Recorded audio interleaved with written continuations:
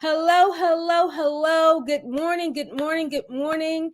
Welcome everyone to And Still She Rise Summit. How are you feeling on this Saturday? On our second annual And Still She Rise Summit. I am so excited to be here with you all. Please share this video out to your friends and family. Invite them in. Anyone who wants to hear and listen, share it on your Facebook, share it on your platforms. Invite folks in the room. So let's have a conversation, shall we? And Still She Rise. This is the second annual summit that I have hosted as the project visionary and the creator of this summit. And I'm often asked, why And Still She Rise? And I share with everyone that the name of this summit was inspired by Auntie Maya Angelou and Still I Rise poem. And she spoke so graciously about how she has overcome and was overcoming during that time all of life adversities and still I rise. And so I just changed the I with the she to speak to the women that and still she rise, despite what it looks like, and still she rise, despite what she's facing, despite what she's enduring, despite the bounce back, and still she rise, because life keeps lifing, y'all. And every now and then we have to be reminded of who we are and whose we are, and that this too shall pass. Why? Because and still she rise. I am so excited on today because you are about to meet the authors of And Still She Rise devotional journal that was just released this past Thursday. And not only was it released on this Thursday, it hit Amazon's #1 new book release, and the authors made the bestsellers list. Can we get excited about that?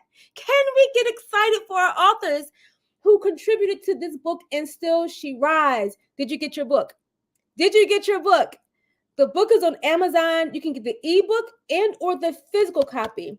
If you know the authors personally, you can order it from them and they will personally sign the book for you. So we're excited today to hear what the authors have to say as they will be teaching you from their chapter, right? So I'm excited to hear all about what they will share. So get your pencils, get your pens, get ready, be the student, be ready to soak up whatever they are preparing to share with you on this day. So the distractions, turn your phone on vibrate, turn the TV on mute, turn it down. Let's get in the room. Let's be the student. Let's get excited. Share this page out. Share it to your friends and family. Comment, interact with us through the comments. If you want to ask a question, if you want to say congratulations, if you want to say, ooh, ouch, yes, I understand that. I can relate, whatever it may be. We invite you to interact with us. Okay. So next up, we're going to transition into a commercial, and then I'll be right back with you. Thank you for attending. This poem is called And Still I Rise. Now, every person in this auditorium has gone to sleep one night or another, or gone to bed one night or another, with fear or pain or loss or terror, unhappiness, grief, insecurity. And yet each of us has awakened, arisen, seen another human being and said, "Morning, how are you?" "Fine, thanks, and you?"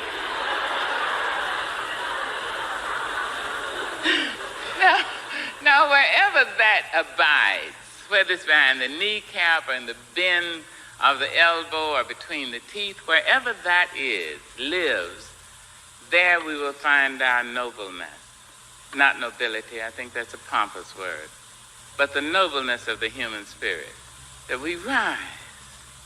You may write me down in history with your bitter, twisted lies. You may trod me in the very dirt, but still like dust, I'll rise. Does my sassiness upset you? Why are you beset with gloom? Just because I walk as if I have oil wells pumping in my living room. Just like moons and like suns with the certainty of tides, just like hope springing high, still I rise. Did you want to see me broken? Bowed head and lowered eyes, shoulders falling down like teardrops, weakened by my soulful cries. Does my sassiness upset you? Don't take it so hard just because I laugh, as if I have gold mines digging in my own backyard. You can shoot me with your words, you can cut me with your lies, you can kill me with your hatefulness, but just like life, all right. Does my sexiness offend you? Oh. Does it come as a surprise that I dance as if I have diamonds at the meeting of my thighs? Out of the huts of history's shame I rise. Up from a past rooted in pain I rise. A black ocean leaping and wide, welling and swelling and bearing in the tide. Leaving behind nights of terror and fear, I rise. Into a daybreak miraculously clear, I rise. Bringing the gifts that my ancestors gave. I am the hope and the dream of the slave. And so, wow. There I go.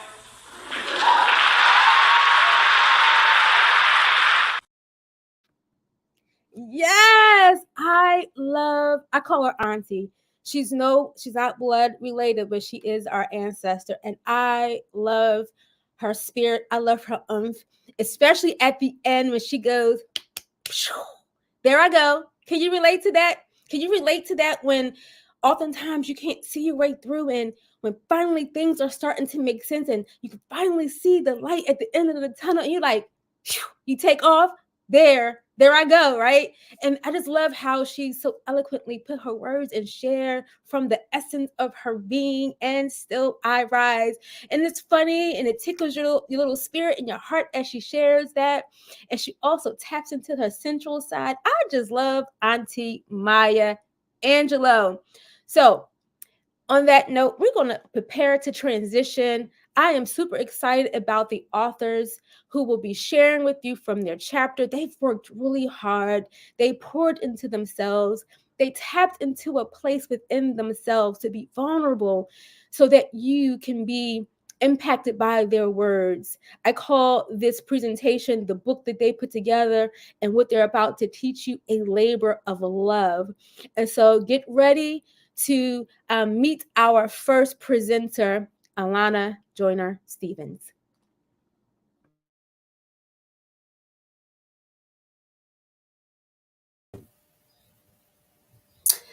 Great day, everyone. First of all, thank you so much for coming here. Alana Joyner Stevens. So, I wanted to just talk to you a little bit about my chapter. So, if you got your book already, go ahead and open it up. If not, take a chance and look at it when you get it. So, out of chaos and on to clarity. So, what does that mean? It is first thing in the morning, it is the last Saturday of the month, and a lot of us may have so much stuff that we need to do. And we think about what our space looks like, right? And so you see the space behind me. This is my beautiful office. But I can tell you that life doesn't always look Pinterest pretty or Instagram pretty. There's a lot of times that even, and I didn't get a chance to share too much in the actual book, but a lot of times life happens. So we know the statement, life is lifing. So usually what happens is we're so inundated with everything that we need to do. We have obligations that need to be met, all of these things that really put us in a situation where we don't get a chance to really pay attention to what's going on in our space. So I always say that your physical space is often indicative of what's going on in your mental space. So, what are some things that we can do to really help us kind of get out of that situation? So, there's a such thing as brain dumping. So, one of the things that you want to do is really get out of your head, right? Because sometimes we look at things and we think that it's bigger than what it really is. Really, it's just a matter of just getting out of your head, right? Like, just take a moment and think about all of the things that you're dealing with right now. Like, just really take a moment and pause. I have so many things that I'm looking forward to as well. And sometimes it gets in the way of putting things together in a more natural state. But I want to ask you, when we talk about what our physical space looks like, is it indicative of your healing? So we're talking about this book being a devotional and journal for personal healing. Does your space looks like the woman that you want to become or the woman that you're working toward? So really think about your space as being sacred. Think about your space as being something that God has really provided you to really have some clarity and creativity. So that is one of the reasons why we want to make sure that we put ourselves in a position to clear the space. So you see my shirt, it says organizing is my superpower. So I am not a professional organizer simply because my life has always been together. There's a such thing as situational disorganization, and that usually happens when you may have lost a job, lost a child, had a divorce, or some things may have happened, got a new job. So situational doesn't always have to mean something negative. It could also mean something that is very happy too. So we don't really focus on what our space looks like when we're doing that. So I want you to think about it, your space not being perfect, right? Your space just needs to be indicative of your healing. Look at it as sacred. And so even when it gets in disarray, even when there's things all over the place, get out of your head. Again, do a brain dump. Really sit down and say, what am I thinking about? I probably got grocery shopping to do. I probably got laundry to do. I want to spend some time with my significant other. I want to spend some time with my friends and family. So get those things out of your head. These due dates, again, like we said, I have these things I have to do for work. My birthday is coming up. So these are some things that, you really have to just sit down, like get a piece of paper and just really start flushing everything out. And I guarantee you that you'll be able to look upon your space with much more clarity in the sense of being able to see what it is that you need to do in order to move forward. So again, the quote that I have here is, the way we experience the world around us is a direct reflection of the world within us. And when we talk about what mental health may look like, people consider mental health to be something so severe. So in my full-time profession, I work with people with severe mental illness and substance use, right? But we're talking about along the lines of what your mental health just on a day-to-day basis looks like. Social media, just there's so many things that are competing for our attention. There's so many things getting in the way that we don't even really take a moment to just sit and breathe. Right? Take a moment and sit and meditate. One of the things that I don't necessarily have in this book is really that it would benefit you to really just sit down and meditate in your space. Like, ask your space, what does it want? When your space feels very overwhelmed, it could be your kitchen, your bathroom, your bedroom, your living area. What does your space feel? When you feel overwhelmed, you can feel the energy and the heaviness on you. And so imagine your space is, kind of living and breathing in that way as well. But again, we want to talk about out of chaos and on to clarity, and how, God has so many things for us to do. And it's hard to do it in a disorganized state. Right? It's hard to do it with everything going on. And a little bit about me, and even in the sense of why I came to do this. I was at a very, very low place in my life. I was going through a divorce. I was, just doing all the things, having just started the business. And I was doing another business at this time, and it involved me being out. It involved me being in the limelight. I couldn't do it anymore. I was feeling depressed and feeling low. And I asked God, what was it that I can do that I can serve people? And God reminded me, you know how to organize, you know how to clean. And it's very therapeutic for me. And so when the name Clean Homes and Organized Spaces came, it was just the acronym for chaos. It just was such a beautiful thing. And God has really been able to help me transform the lives of other individuals, but even transform the life of my own. So I'm not this guru where everything has always been perfect. I struggle also with times of making sure things are in order. But when I really do the brain dump, when I really think about what's going on in my life, I can really then start positioning things in my space to be conducive for what it is that I need to do and the things that I need to accomplish. God has so much in store for you ladies. And I guarantee you that if you picked up this book or the ebook, that there is something for you in each and every chapter. My prayer is that you really get a chance to see that, your space really has a lot to do with how you perform, how you show up in life, how you just feel about yourself. As women, we have to do so much better at just putting ourselves first. And what that looks like is putting your space first. Again, making sure your space is sacred, making sure that your space is indicative of the healing it is that you're going through. This is such a pivotal time for us. It is the time to get moving, get forward, go forward and do what God has called you to do. So, really, my charge to you is that when you are done this, right, this beautiful summit, that you really take the time to really evaluate your space, right? Don't have it doesn't have to look perfect. Again, it's not about perfection. It's about just getting things to the way that really makes sense for you. And if you feel like you need some support, you don't have to do it by yourself. Call a few friends over or call a professional organizer who will really help you to formulate things and create systems that make it much easier for you to be able to navigate the various spaces in your life. So, again, your physical space is often indicative of your mental space. Get out of your head, sis. Get out of your head. I guarantee you that your space will be more clear. It'll be more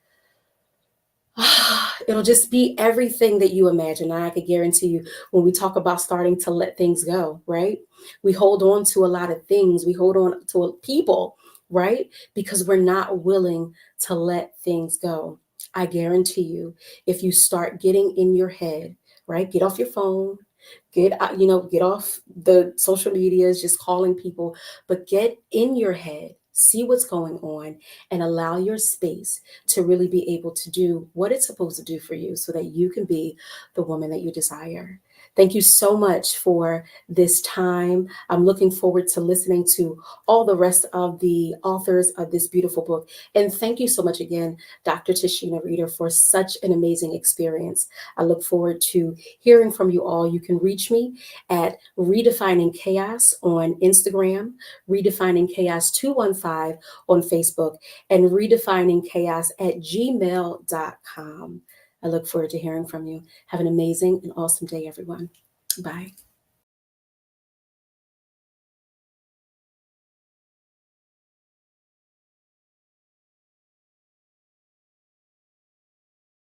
Hello, everyone. I'm so happy to be here. My name is Christine Addison. I am the owner, creator of Addison Limited. I'm here today to talk to you about ropes and how we can break free of the ropes that we put together to bind ourselves. So, the title of my chapter is Be Free and Let Go of the Rope. Though it's a title, it's really a declaration or a pause to take introspection for kind of where we are and the things that are tying us down. So, there's a very popular meme that's been circulating, and it's a picture of a woman who has a rope tied around her. And though she's seemingly entangled, she's actually holding on to that rope. And on the other side of that rope is God. And so she's holding on to the rope of her children, family, bills, indecision, depression, health issues, all the things that we deal with on a daily basis. But at the end of that, God is there. God is love. He is our peace. He is our joy. And he simply just whispers, let go of the rope. And so with that said, we have Galatians 5:1. And Galatians 5:1 says, freedom, Christ has set us free to stand firm. Therefore, do not submit to the yoke of slavery. So with that in mind, in my head, I have the voice of Shakespeare, or he says, a rope by any other name is still a rope. So no matter what it is that's tying you down, you have to look at it. It's still tying you down. So how do you break free of that? So you have to ask yourself some questions. What is the thing that is holding you down the most? Or what are you holding on to? Is that serving you? If God says that we're to be free, why are we so entangled? Why are we afraid to let go of ropes? They may not be serving us well. That can be a friendship, that can be a relationship, it can be a job. It may be a time for a change. You're waking up every day and you're going through a fit of depression because you got to get up and go to work. Sis, it's time for you to actually seek God, ask him what his purpose is for your life. Maybe it's time to seek change. The same for that relationship, friend, partner. It can be moving to a more peaceful setting. There is time for us to take pause, sit back, hear God. And I say hear God because we do a whole lot of talking, but do we actually sit back and wait for him to speak, to hear him, to say what he wants to say?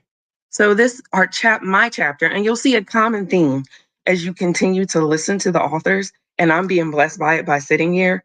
We really need to take time to pause, no matter what it is we're doing, to be still. Today is a day of stillness, right? We're in the midst of Good Friday was last night, and today we're being still and we're really focusing on God and wanting to hear him and be close to him. Take time to sit still. Hear the voice of God. What does he want you to do with that situation? What are you so entangled with? What is tying you down? What is keeping you from getting to that next level, from getting to him? There are so many obstacles in our way of sometimes that we put there. We put the rope there. We tie it around ourselves and we want to be free. And God says, be free. He liberated us already. We are victorious. We need to stand in him, move in him, hear him. He is here. He is our strength. So as we push forward to get to the next level and to that next thing and to get closer to him, use his guidance. Because it's with his guidance and our obedience that we can remove those ropes that hold us down. We can stand up and stand tall, stand straight, walk towards him, and be free in him. Thank you. Thank you so much, our visionary Tashina Rita, for this opportunity. I pray that as we continue to go through out this day and hear these wonderful women that have poured into this project, that we really take time afterwards to reflect on it. What is God saying to us and what is our next? If you haven't gotten the book, get the book. There are so many nuggets in here. I'm telling you, share it. It is going to be a major, major, major movement that is about to come out of this book. You can reach me at addisonlimited.com. You can reach me at caddisonlimited@gmail.com, on Facebook and Instagram, Addison Limited. Again, my name is Christine Addison, and I am blessed to be here with you today. Have a good day.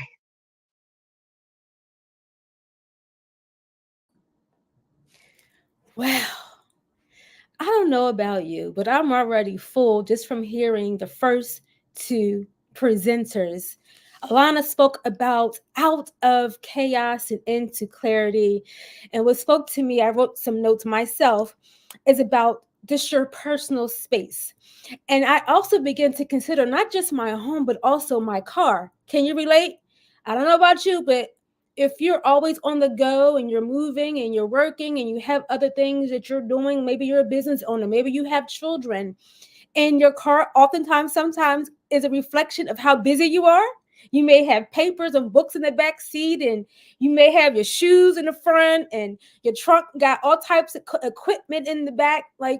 And sometimes I sit in my car and think, oh my gosh, I have to sit and kind of clear out my space because it begins to overwhelm me to see how cluttered my space is becoming. And so then when I enter home, my desk, oh my goodness, books and papers. I'm like, So thank you, Alana, because I know doing a brain dump oftentimes, I realize once I organize what's going on in my thoughts, I then can look at my place and say, okay, let me clean my place up. And once I straighten up things, I actually begin to feel a bit better. Can you relate to that? Look, chime in the chat if you're on Facebook or YouTube. Can you relate to that? Your space can be indicative of what's happening on the inside, your mental. So thank you, Alana, for that. And then Christine talked about letting go of the rope. Listen, that touched my soul because all too often we hold on to things that God has already told us to let go, right? There's a lot of things that we want to do and accomplish, but we're so afraid. So we hold on to this fear of what people may think, right? Can you relate to that? what they may say, the judgment, or then we may feel like, I don't feel like I can do it. So that insecurity of feeling incompetent creeps in, or the spirit of perfectionism kicks in. And we need to let those things go and trust that God has called you to a higher level, that you can do all things through him. And stepping out of that comfort zone means you have to embrace the stretch of that blessing. So let go of that rope, as Christine mentioned. Wow, that was awesome. Just those first two speakers. And so I'm excited to hear from our next speaker, Tari Donaldson.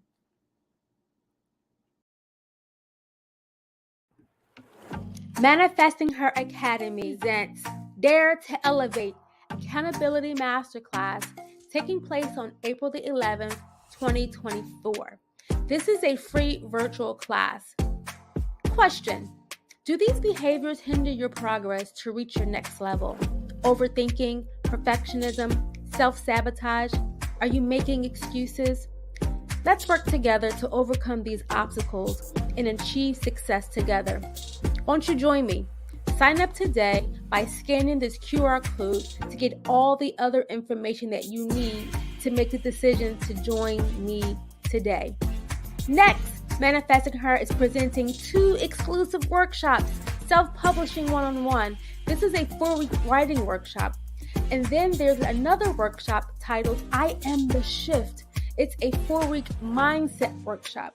It's a 4-week Taking Your Power Back workshop, taking place all of May, 4 live virtual classes.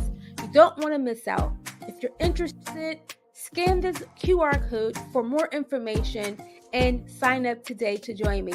See you on the other side.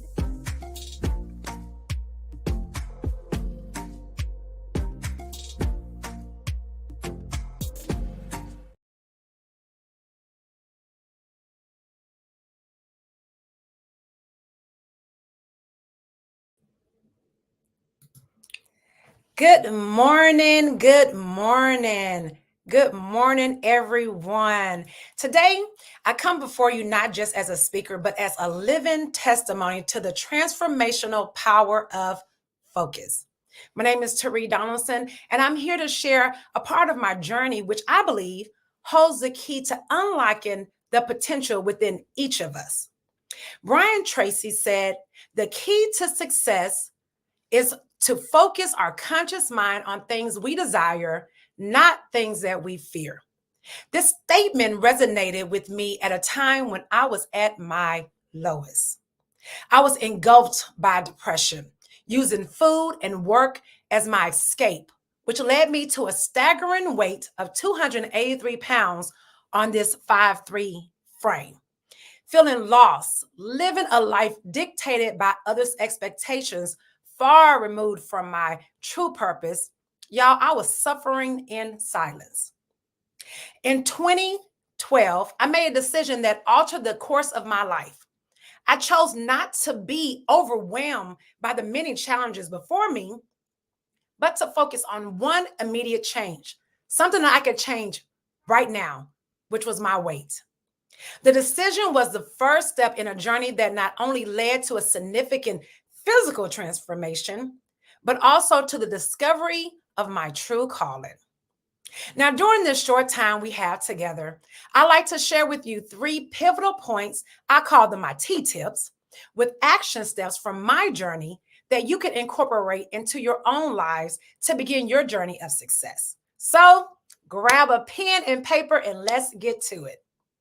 Tip number 1, identify your true focus. I can remember that time I was everything to everyone. I didn't have a vision for any aspect of my life. I was just moving in autopilot. I don't know how many of y'all can relate, but I was just existing. I wasn't living.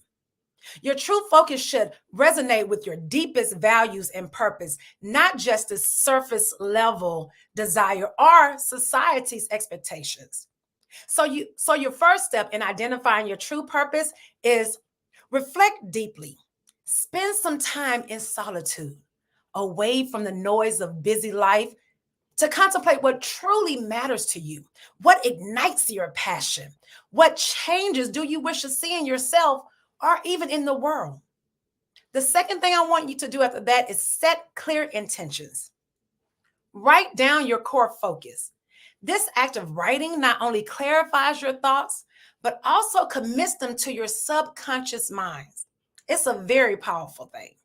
The third thing is to visualize success. Y'all, when I was in that process of losing weight, I bought so many outfits and put them up around my room because I knew I was going to get in that pantsuit. So regularly visualizing yourself, achieving your focus, this mental rehearsal primes your mind and body to act in alignment with that goal. So y'all got it? Take those 3 steps to focus in on your true focus, to identify them. The second tip is to eliminate distractions. Now, distractions dilute your energy. It diverts our path from our true focus. Identifying and eliminating them is critical for maintaining a clear path to success. So the first thing you want to do is audit your life. Take an honest inventory of your daily activities. Identify which ones serve your focus and which one distracts from your focus. Okay. After you do that, set some boundaries. That's number 2. Learn to say no to tasks, social engagements, or obligations that do not align with your focus. Setting boundaries is not a selfish thing, people. It's essential for your growth. So learn to say no. Okay. The third thing is to create a focused environment. For me, that's cleaning my space, right? It gives me creativity. It makes me feel free. You want to tailor your surroundings to support that focus. Using tools to block digital distractions. Y'all know what I'm talking about. Come on, social media. Y'all be scrolling. You need to figure out ways to eliminate that distraction as well. And then surround yourself with people who uplift and support your goals. So audit your life, set your boundaries and stick to them, and then create a focused environment. All right. The third tip I have for you today is embrace the power of one. Spreading yourself too thin by chasing multiple goals at the same time can lead to burnout and diminished results. Embracing the power of focusing on one task at one time can significantly amplify your effectiveness and your satisfaction. Here's your steps. I hope y'all are getting this. Write it down. The first thing is prioritize ruthlessly, right? Every day, identify the one task that will move you closer to your goal and make it your top priority. Stop with the long to-do list that you never finish, and then you get down on yourself because you didn't finish it, and then you put on your to-do list to finish the to-do list that you didn't finish on Monday, and now it's Thursday, and now you upset with yourself, and so now you just quit, and you're overwhelmed because you've given yourself an impossible list, never-ending to-do list. Get rid of those. Prioritize ruthlessness and identify that one task. Okay? The second thing is break it down. Large goals can be overwhelming. Break them down into small, biteable pieces. I love the saying, how do you eat an elephant? One bite at a time. Manageable tasks. Focus on completing that task. Stay in the moment, complete it until it's done, and then move on to something else. The third step into embracing the power of one is to celebrate your progress. Acknowledge and celebrate each small step, because you know why? Each small step turns out to be big victories. This builds your momentum and it reinforces the positive impact on your focus effort. So as I close up, I want to emphasize that focus is not just a tool for achieving success. It's a way of living that honors your true self and purpose.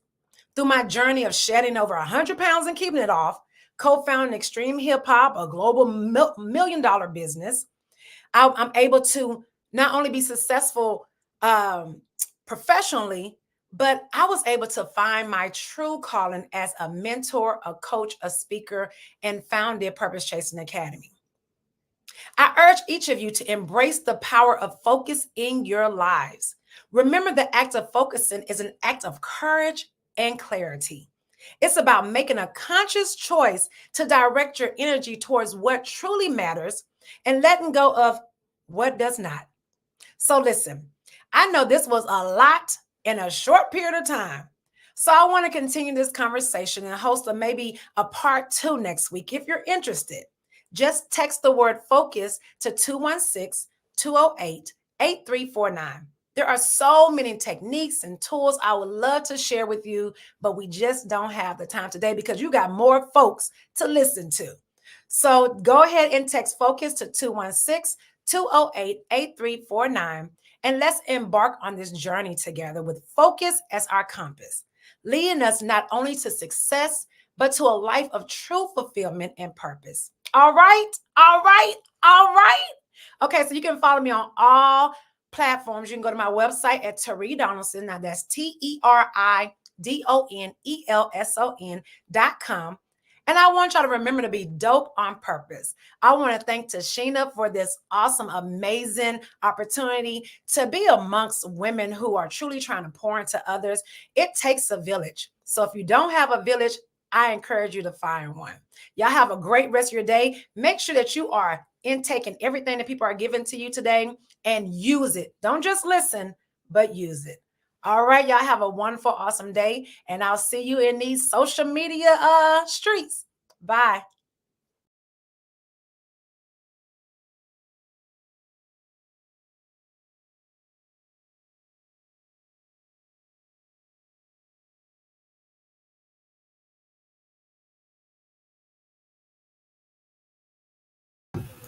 Good morning, good morning, good morning. Now that was a lot of nuggets, some really good nuggets.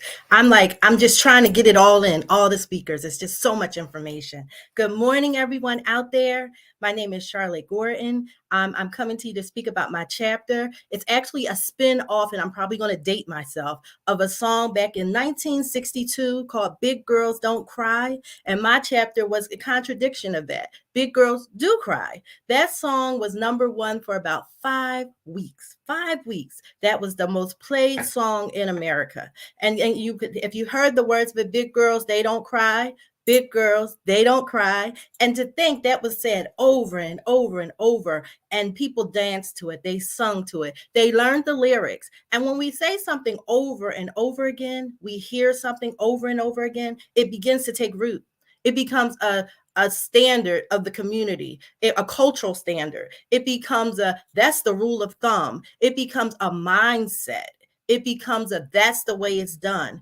And as I begin to go through life, I begin to hear parents even say to their children in the playground, get up, you're a big girl, you don't cry. And I was like, where did this come from? And it even follows us even into 2024. As a labor doula, I see lots of births and I see lots of crying. I have two types of moms, those that cry openly, just can't get them to stop. And then I have those moms that just don't cry.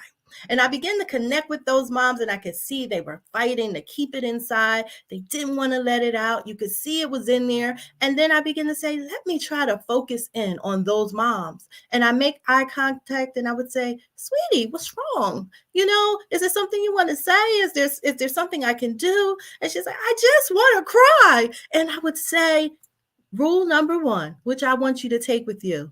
Simple. Zoom in. Rule number 1, cry. Simply write it down. Cry. It's just that simple. When we don't cry or we tell someone they can't cry, it's taking the value away from their tears. It's saying that your tears are not meaningful. They're saying that your tears are silly. What you're upset about or what you become an emotional being about really makes no sense. And that is not true because our tears are valuable. Our tears even have power.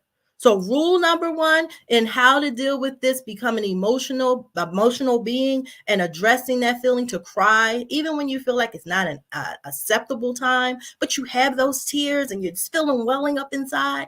Rule number 1, cry. Once you cry, talk yourself down. Some of us, we go into a tantrum cry. We have that ugly cry. And sometimes tears are a happy cry. So they may not last that long. But if you find yourself and you're stuck in a place where I just can't stop crying, begin to talk yourself down. Say, it is okay. And you say this with me. Put it in the chat. It is okay. I'm not okay. I just can't stay that way. Again, it is okay. I'm not okay, but I cannot stay that way. And what happens is when you begin to talk to yourself, because you can't talk and cry at the same time. When a child comes into the house and and they're crying and you try to get some clarity out of them, like, what happened? Eventually they stop crying so they could say, so and so took my toy. And then they go back to crying. But you can't do both at the same time. So talk to yourself. It is okay that I'm not okay. I just can't stay this way. And then what I tell my moms next is to breathe. And I'm not talking about a pat, pat. I'm talking about something from deep down in the diaphragm. You want to bring up like you are breathing in a field full of roses. You take in a deep breath, and then you want to blow out like you're blowing out 100 candles. And do that with me, just to get the feel of that. Close your eyes. Close your eyes and take this in. Breathe in like you're breathing in, smelling in some flowers, and breathe out like you're blowing out candles.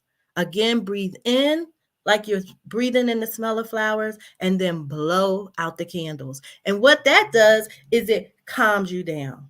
So now you're calm, you're relaxed, you can make decisions. You could decide if you want to cry some more or if you just, I'm okay now. But you have to collect yourself. And after you do that number 3 of breathing, then number 4 is address any physical needs. It may be you're hungry, you're sleepy, you're thirsty. You need to change your environment. You need to change who you're around, who at that given moment. I know sometimes I may have found, oh gosh, I'm so fretful. Why am I so fretful? Why is everything just a tearjerker? And then I realized, girl, you didn't eat today. Or when's the last time you had a drink? Or go outside and take a walk. You've been sitting in that chair for 2-3 hours.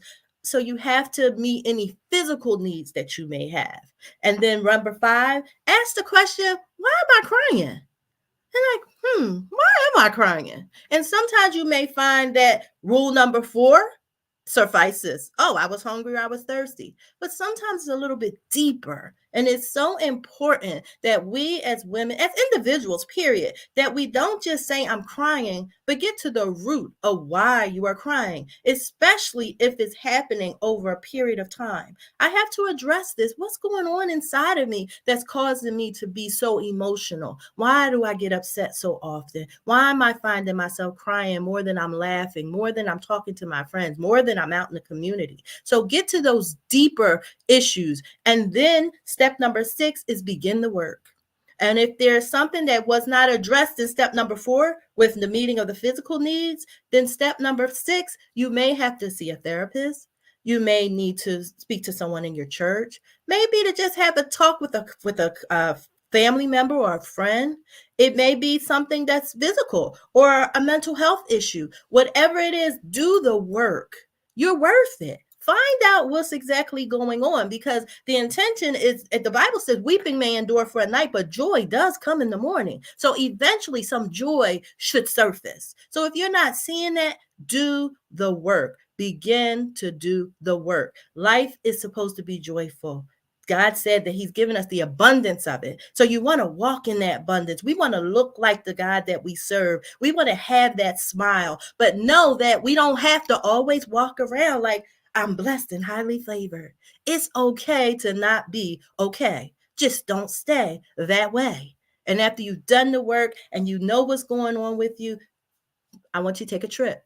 And I'm not going to say Hawaii or Dubai. Take a trip to your local Dollar Tree. And I want you to go all the way to the back, usually where the paper goods are. And I want you to buy something, a box of tissues. Why? Because you're probably going to cry again at some other point in time. So don't think that once it's done, it's done. Just like in labor and delivery, that mom is crying when she comes in. She's crying when those labor pains get really bad. And when that baby is born, she's crying again. The difference is all those tears are for different reasons.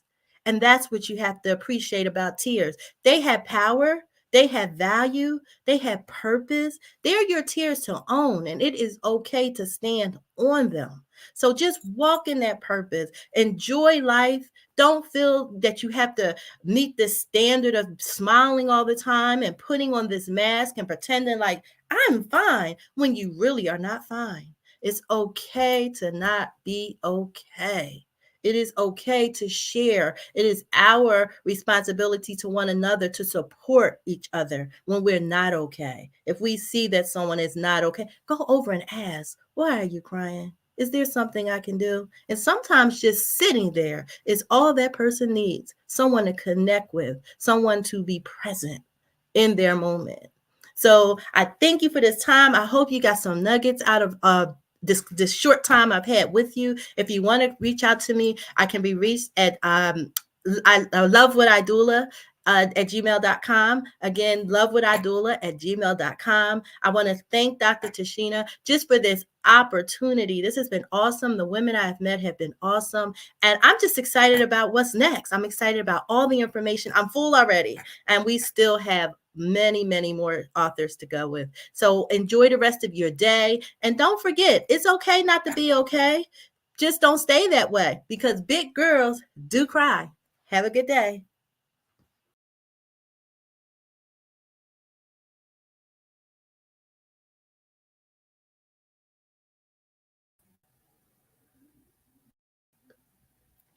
Good morning, good morning, good morning. I am glad to be with you on today. My name is Dr. John Anna Bryant. Most people call me Dr. Joe. I'm here to talk about my chapter, Resilient Faith.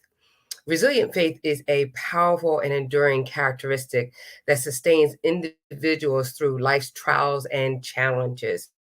We've all been there, right? We've all had those things and where we thought that it just doesn't seem quite right.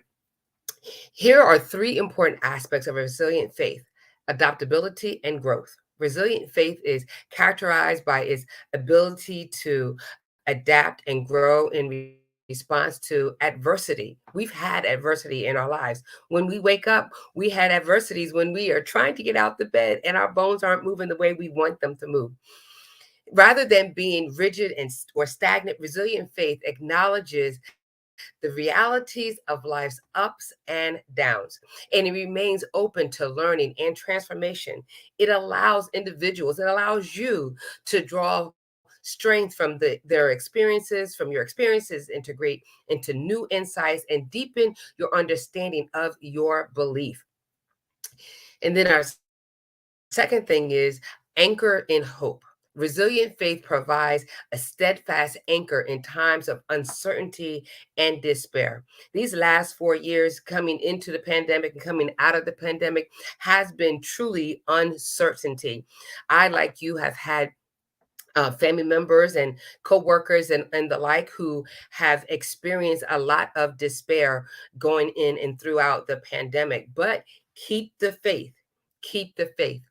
It instills in us a sense of hope that transcends immediate circumstance and encourages perseverance through difficult times.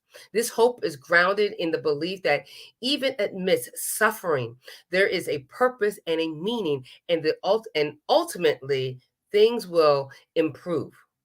Just keep it on, hold on to your faith.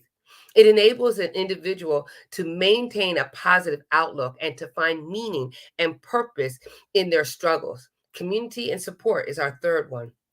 Resilient faith flourishes within a supportive community of like minded individuals. You need somebody to walk this walk with you. You are not meant to walk it by yourself. Being in this community gives a sense of belonging, encouragement, and accountability, creating a network of support that strengthens each individual. The Bible tells us that iron sharpens iron. Yes, iron sharpens iron. I need you and you need me. Through shared experiences, fellowship, and mutual support, individuals, you and I, can grow and draw up the collective wisdom and strength of our community to navigate life's challenges with resilience and perseverance. So, what do I want you to take away from my chapter and this little conversation that we have? Go back to the basics. What do I mean? Keep Christ first. Remember, He is the center of our joy. Keep Him first. Second, get back to God's word. We have no excuse today. We can carry God's word on our Bible, on our phone, our Bible on our phone. So wherever we go, if we have to ride the train to work, if we take public transportation, even if we are driving long distances, we can listen to the Bible, get back to God's word. Our third thing, get on your knees and pray. If you're anything like me, I can't get on my knees like I used to, but in my heart, I am on my knees. I am bowed down to the reverence of God, and I am praying. Finally, our fourth thing is to get into a quiet space and place and meditate. What are we meditating on? We are meditating on God's word. We're meditating on God's promises, because all of these things help us to be resilient in our faith. Our faith isn't in us alone. Our faith is in our Lord and Savior Jesus first in our life. There are many things that we put first, but I encourage you to put Christ first. My name is Dr. Bryant. You can reach me at www.jbryant.rn.com. I'm on Facebook under John Anna Bryant, and you can find another books by John Anna Bryant. God bless you. May heaven smile upon you. Thank you very much. Enjoy the rest of your day. And he is risen. Hey, Queen. Hey, Queen. Hey, Queen. Sister. Girl, you've done it again.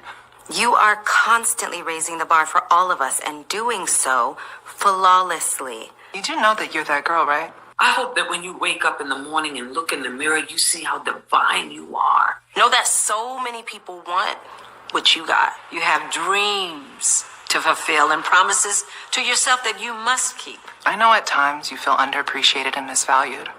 Trust me, we've all been there. So it's necessary that you can count on yourself. Now, don't go seeking perfection. Extend yourself a little grace. Don't be afraid to celebrate the little wins as much as the big ones. You, Miss Thane, are courageous. You are dynamic. You are principled. So, baby girl, just remember, respect is a minimum. There's a sweet justice in knowing that the path you are on was designed for you and you alone. Doing right by yourself never goes out of style. Everything about you is majestic and a force to be reckoned with.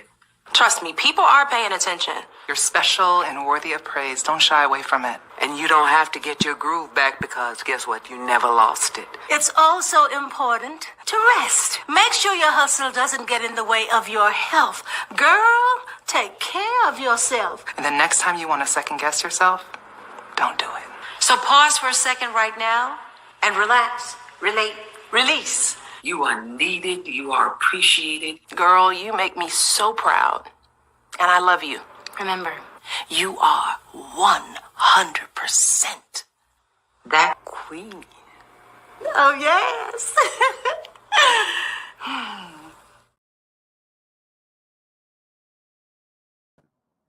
Hey, queens! I absolutely love that snippet, that video.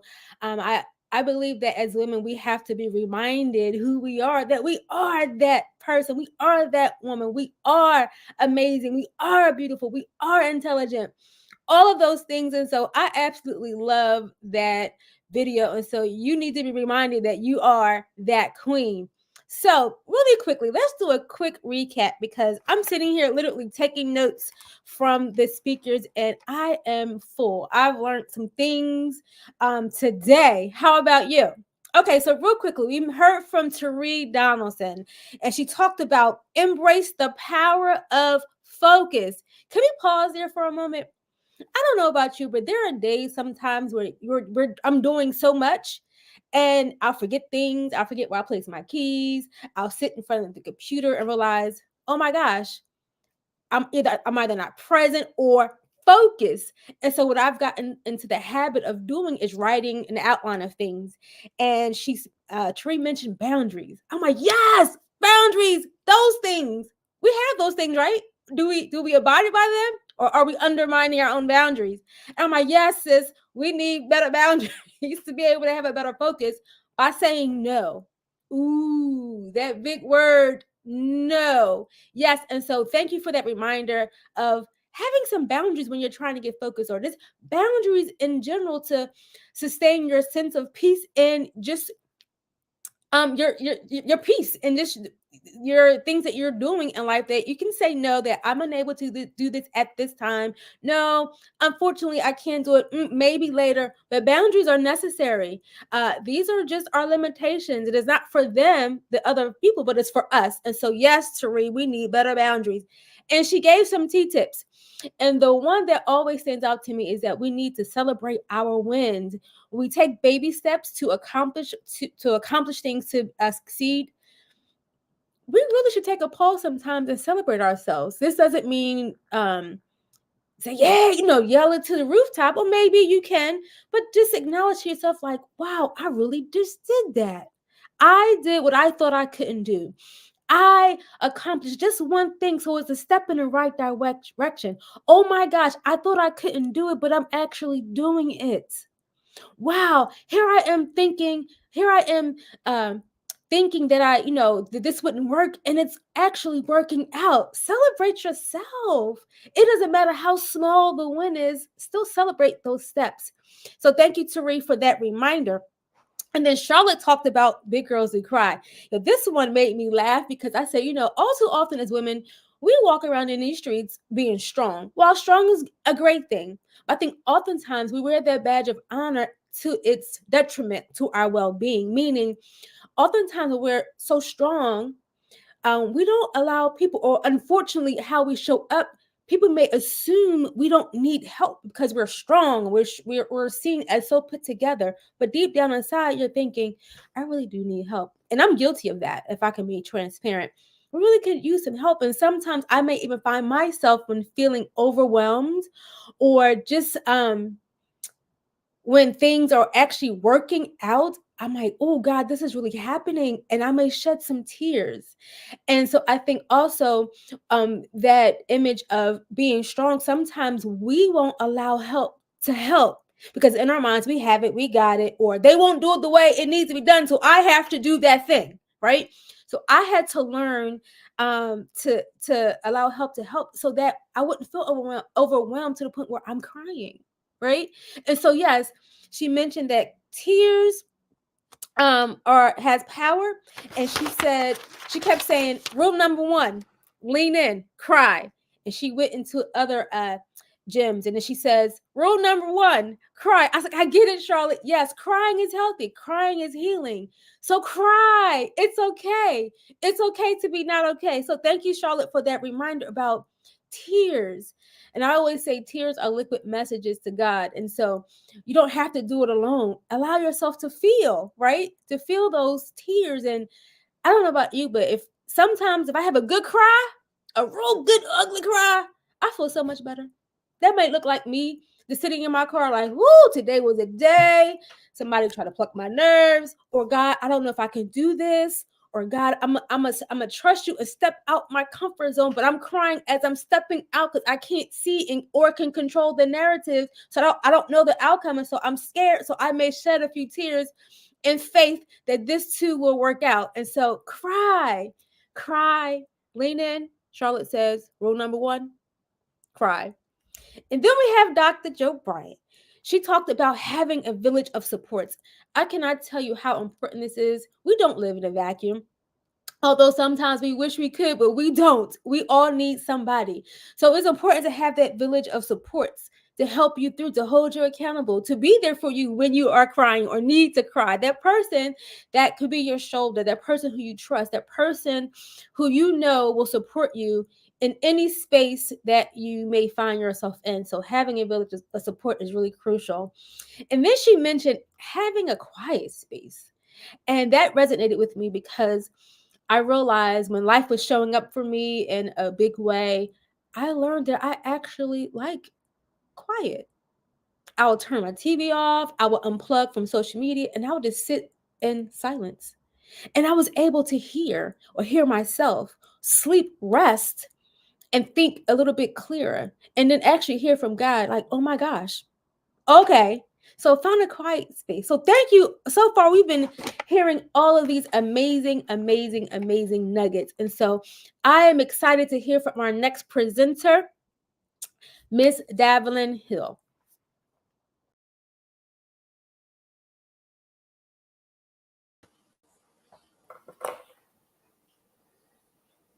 Hi, everyone. It's so good to be with you today. My name is Davelyn Hill, and I go by Davelyn Athena, which is my middle name. And I'm here to talk about abundant life, a gift from Jesus. Will you open it? And the first thing I want to talk about is the verse that I use for my chapter. So I'm going to read it for you. And this passage that I'm reading is from the Amplified version of the Bible. And it says, "The thief comes in order to steal and kill and destroy. I came that they may have and enjoy life and have it in abundance to the full till it overflows." Love, love, love, love, love this version from the Amplified Bible because it gives a whole different meaning to that verse. It talks about having life and enjoying life and having it to the full. I believe that like the how the verse starts out with the stealing, killing, and destroying are the things that most folks fear.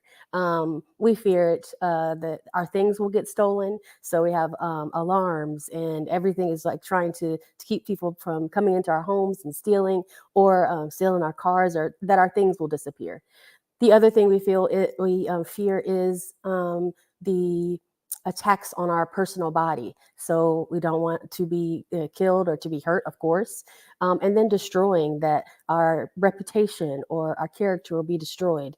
And those are the things I think that roll around in our minds about what could happen to us. And Jesus makes a point to say this in that verse.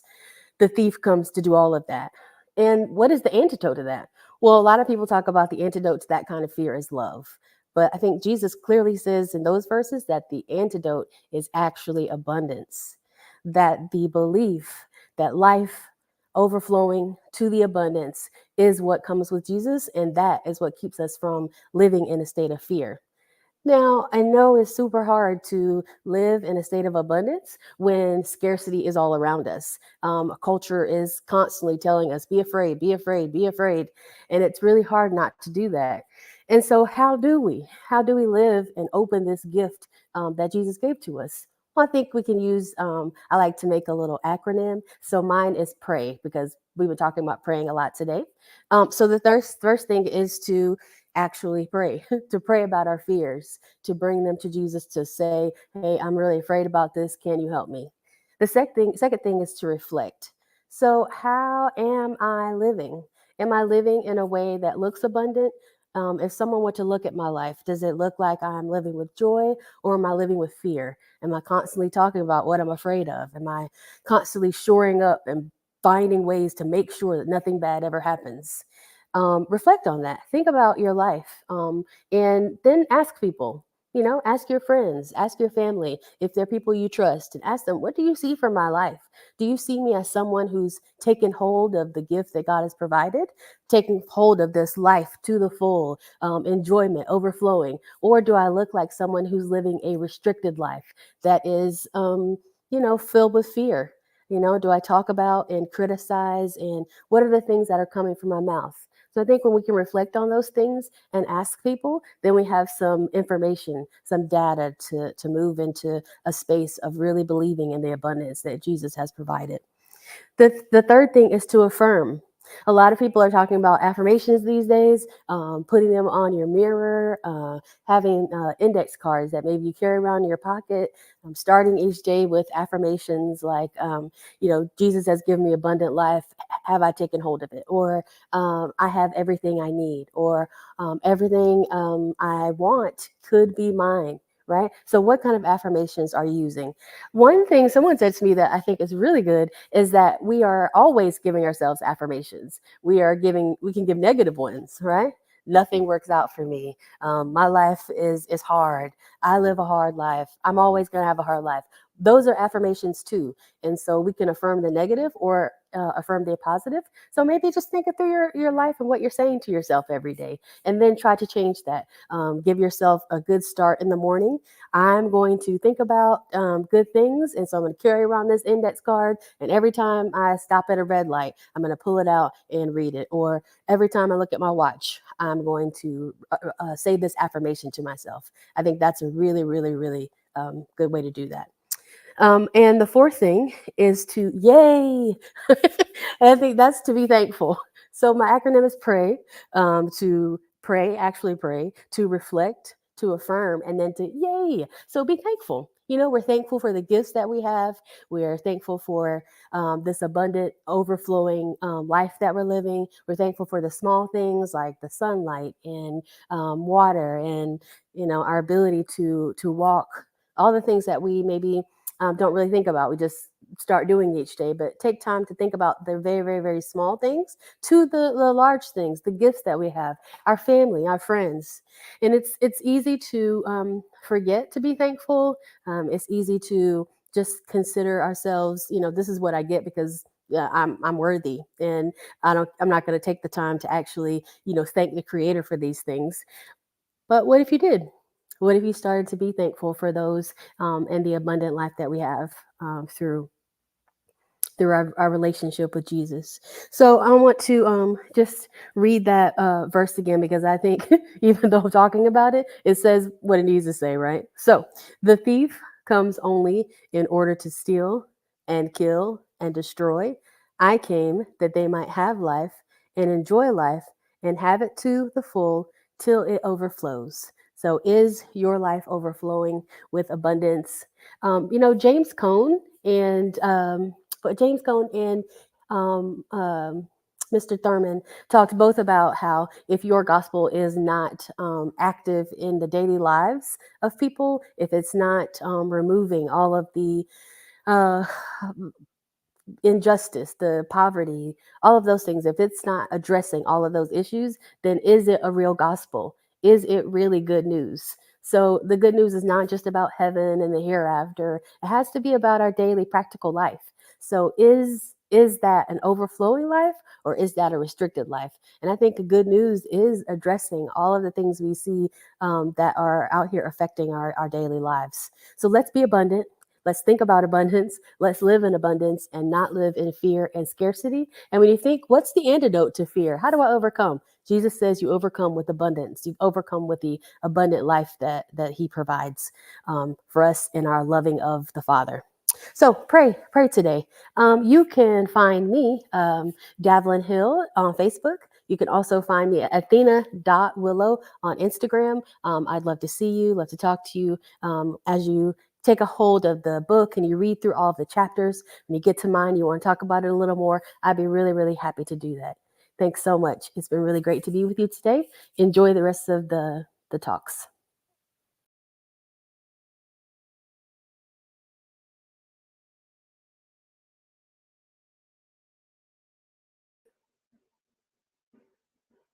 Hello, everyone. I am Dr. Dominique Vadrine, and I am really happy and honored to be able to share with you some snippets about my chapter of the book, Misunderstanding Self-Control. Growing up in a society wherein one is often celebrated for being able to do things by themselves or within their own power and might, I was often encouraged and praised for being independent, being a self-starter, being able to work autonomously. And I was of the mindset that having self-control meant being able to do things in my own right, and having the ability and the strength to refrain from those things that I didn't want to do. And then the multiple hats that I wear as a therapist, as an educator, as a mother, as a significant other, and a businesswoman, people often assume that I have a lot of self-control. And I too, at one point, believed that to be the case. But as I grew and became stronger within my faith walk with God, I started realizing that it was harder for me to control myself when it came to internal things that I struggled with. And I think that's why it was so important for me to talk about misunderstanding self-control and recognizing some of the fallacies that I had when it came to understanding self-control. As a woman of faith, I had to come to the recognition that true self-control actually seemed to exist outside of myself. As I was saying a moment earlier, I started realizing that it was harder for me to control myself when it came to those internal things that I struggled with, in particular, those things that people couldn't see, right? Those things that were intangible things became harder for me when it came to self-control. So for instance, my struggle with anxiety. As an educator who is also a trainer, teaching became very difficult for me. It was very, very difficult the first 10 years because of my level of anxiety that I struggled with. And then another component was my tendency to be judgmental. Didn't want to be judgmental, but I was. I had to come to realizing that I had the expectation, specifically for those who were closest to me, to operate in the manner I did and to hold the same values that I did. And so these were some things that I struggled with. On the outside, I had seemingly was able to, masterfully handle those things on the outside, but on the inside, I was struggling. And I think this is something that some of us, many of us may struggle with as well, right? When it comes to internal things, we may not be as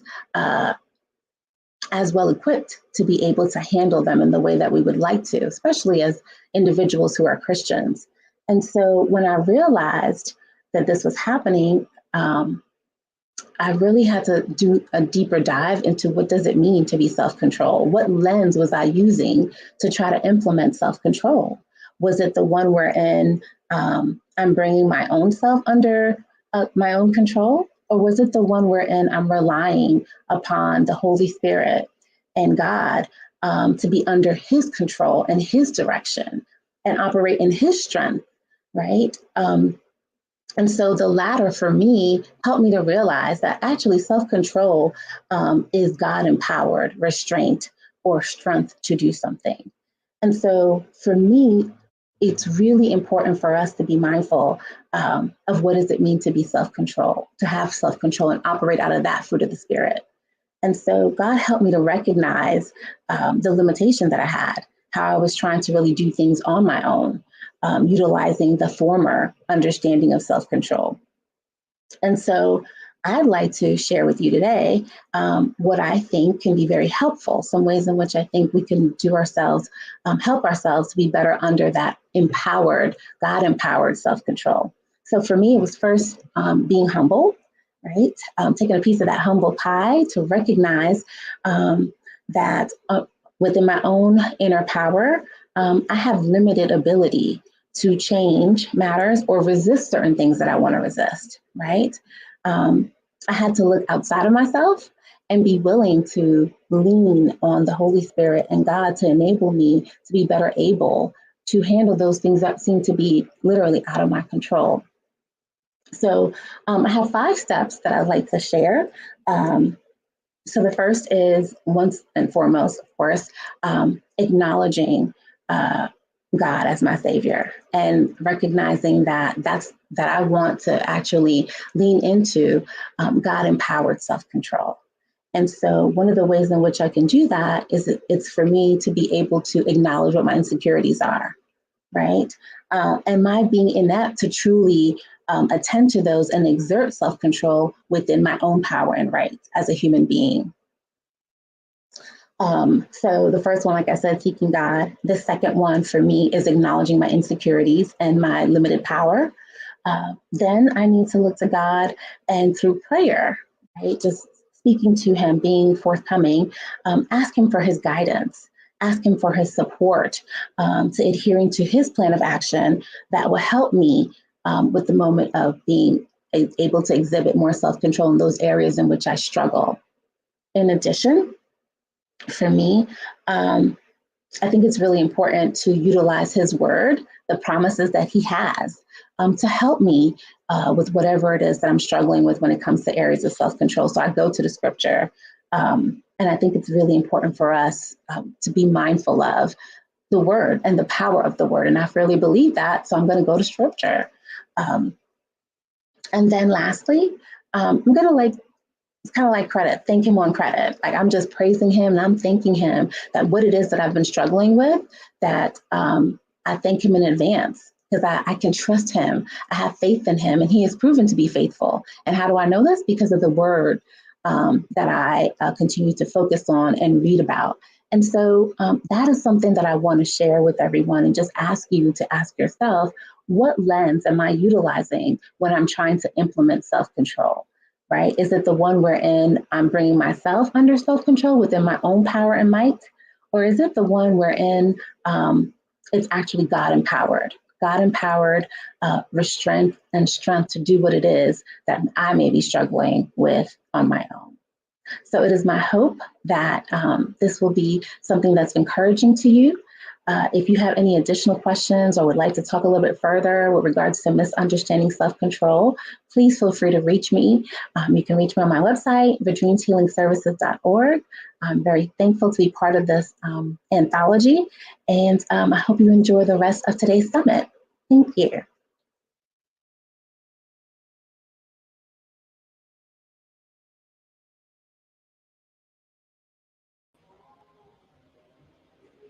Hello. Hi, everyone. My name is Tracy Smith, and I am the founder of Tracy's Bio, which means beautiful inside and out. I'm here to talk to you a little bit about things that we go through and how we can go through it and keep on going. And so when I was going through some of the things in my life, mainly breast cancer, I had to look at my inner strength.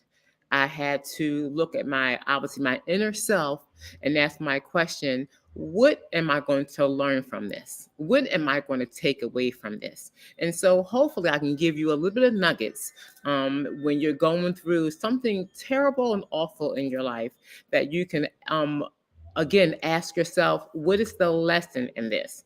And so when I was going through breast cancer, I was that person who did not think negative at all. I didn't think negative, even when my hair was falling out, even when they told me that I had to have my breast taken off. I didn't think negative at all. I knew at that particular time that this was going to be a test. I knew that how I tackled this was going to be a test. And so I treated every single day, every single moment. Don't get me wrong, did I cry? Was I afraid? Yes. But I knew at the end of my journey, there was going to be a lesson learned. And so, first of all, I want to say to Dr. Tashina Reeder, thank you for allowing me to be part of this book. This book is amazing. I'm amongst wonderful ladies in this book that I'm learning from. But what I want to teach you today and give you a little nuggets today is that what I did in my mental, physical, and spiritual space to get through this. And so one of the things that I did when I was going through my journey through breast cancer is that I had to ask myself, what is the lesson going to be at the end of my journey? Again, I knew that I had to get through this. I knew that I wanted to live. And so what was going to be the lesson? Little did I know that God had it planned. God had it planned that my lesson was going to be great. My outcome was going to be great. My result was going to be great.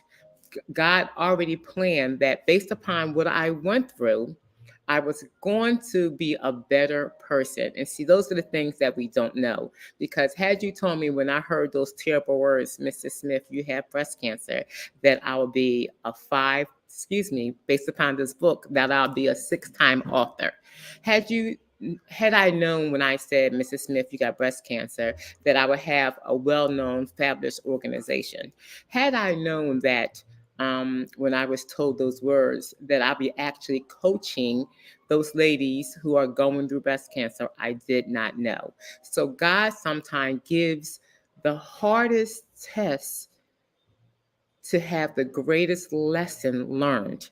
And so I know that my test was a result of being able to teach, being able to be the example of what it's like to have a life and death situation come my way.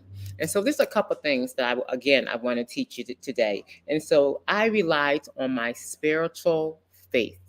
I relied on my spiritual knowledge of, Tracy, what are you learning from this? What is God telling you? And God told me that I'm giving the greatest lesson to the person that's going to be the greatest teacher. And so again, people come my way who had breast cancer. People come my way, and I said to myself, their breast cancer wasn't that bad, but I know that I had to go through everything that I had to go through so I'd be able to speak to the mass. And so understand that when you're going through whatever you're going through, you might not know the reason, but God has a plan for you. And my plan was to be able to speak individually to those that are going through whatever they're going through. Secondly, I want to tell you is that if you're going through it, keep going. Keep going, because you're going to get to the other side. You're actually going to get to the other side. Don't stop. Don't hesitate. And understand it's okay to be afraid. It's okay to cry. It's okay to be nervous. It's okay to even question. But understand that God is the ultimate. God is the ultimate healer. God is the ultimate teacher. And so he has a plan for you, even when you don't know what the plan is. Again, had I known that I'd be sitting here, book number 6 that I'm in, had I known that I have a wonderful organization that I teach to the masses about breast cancer, I would have never known. He knew. I didn't know. So again, I just want to tell you that when you're going through whatever you're going through, you're going to get to the other side, but you got to go through it. Another thing I want to teach you is that you got to take care of yourself. You got to put yourself first. You got to have self-love. And see, before this, I took care of my daughter. I took care of my family. I took care of the people on my job, but I didn't take care of Tracy. And as a result of that, I put myself last, even my health. And so I'm learning and still learning to put myself first. I am still learning. I'm a work in progress. Even though I went through everything that I went through, I'm still learning to put myself first. I'm still learning to be selfish. And that's hard for me to say because I am a person that take care of others. And so it's hard for me to say no. It is really hard for me to say no, but I am learning each and every day to make sure that I put myself first. Another thing that I want to teach you is that you have to live life to the fullest. You have to. You have one life. That's it. I got more years behind me than I have in front of me. And so you have to live life to the fullest. You have to be able to do the things that you didn't know you were going to do. Had I known, I'm actually about to graduate. It took me 37 years to get to this point in life that I'm about to graduate. I can't believe I'm actually graduating. All that I have done in my life, that's the one thing that has escaped me. And I am actually going to graduate May 5th. Again, I'm putting myself first. I actually changed careers. I'm doing something now that I love. I'm in love with. I'm in love with. Again, putting myself first. And so, again, as a female, we have to be selfish. We have to make sure that we put ourselves first and we have to be able to say no. And the last thing that I want to say to you is that sometimes you're going to be thrown a curveball, but you have to have people around you. You have to have positivity around you. You have to have people around you that have your best interest at heart. Even when you're throwing that curveball and sometimes you can't lift your head, sometimes you cry, sometimes you want to hide, you have people around you who have your best interest at heart, who tell you, girl, get up. Girl, keep moving. Girl, you got this.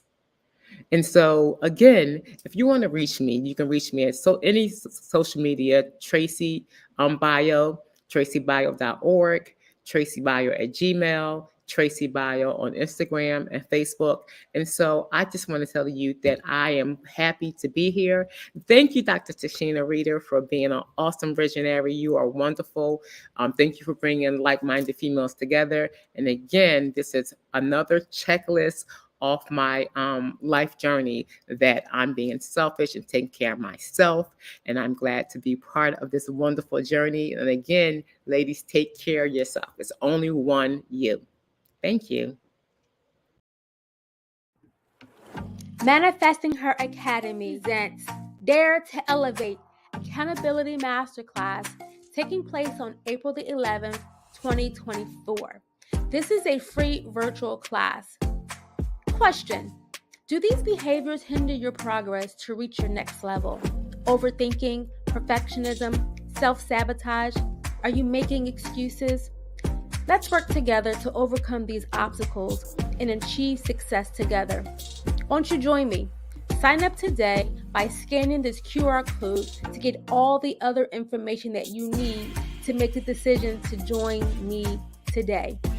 Next, Manifesting Her is presenting 2 exclusive workshops, Self-Publishing One-on-One. This is a 4-week writing workshop. And then there's another workshop titled I Am the Shift. It's a 4-week mindset workshop. It's a 4-week Taking Your Power Back workshop taking place all of May, 4 live virtual classes.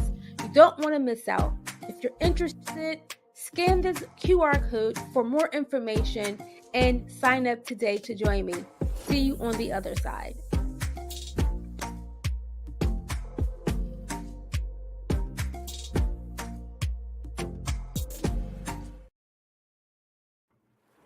Manifesting Her presents Exhale, Brunch and Chill, taking place on Saturday, May 18th, 2024, beginning at 11 a.m. Tickets are on sale now for $75. What's included? An all-you-can-eat buffet, massages, yoga, transparency talk panel, in which we will have a healthy conversation around hard truths that we as women may experience in business and life. You name it, we're going to have a conversation about it.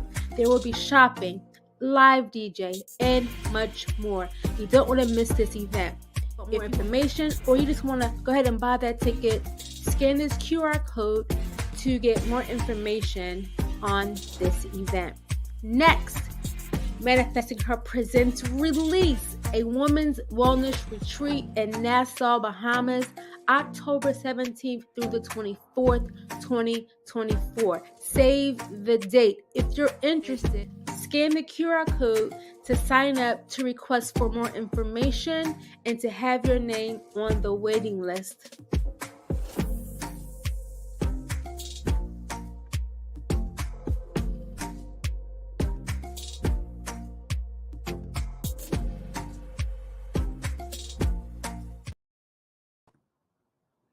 Hello again. How are we doing out there, audience? How are you feeling?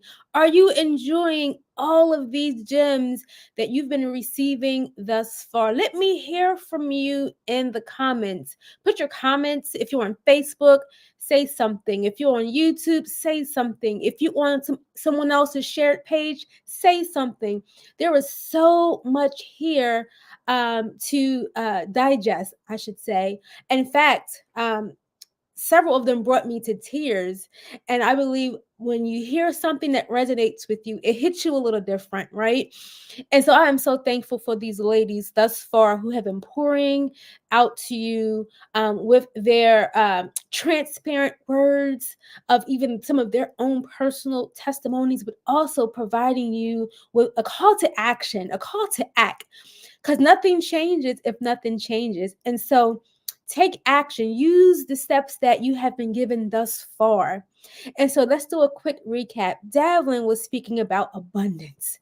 And I know we always talk about abundance financially, but abundance isn't always about money, right? Abundance in health, abundance in mindset. Because she's right. She mentioned about the scarcity that, we're afraid of not having. We're afraid of lack, right? When in essence, we have everything that God has blessed us with, right? And that we need to pray about those things, believing that we will have access to what it is that we need, right? She also talked about affirming things. And oftentimes when we think about affirming, we often think about positive affirmations. But she says something that really hit home because we do affirm our negative thoughts. And you may have heard people talk about limiting beliefs and things like that.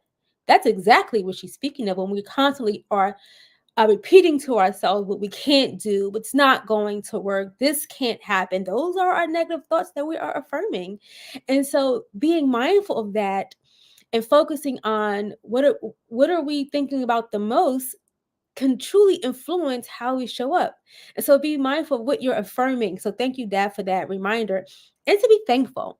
I know we think about having gratitude and express gratitude, but I think sometimes we think, and this is just my thought for myself, that when big things happen and we can see tangible things, we're thankful for the new house or the car or whatever. But what about just the fact that you have breath? The fact that you were able to open your eyes and move and still be able to move and breathe and have your being, your state of mind.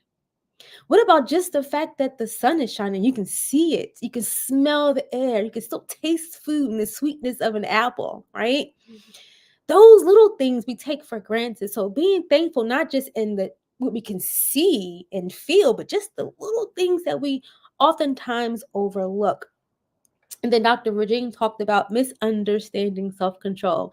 Even the title itself is like, wow, misunderstanding self control. And she referenced it as being having God empowered self control. I said, oh, that's different.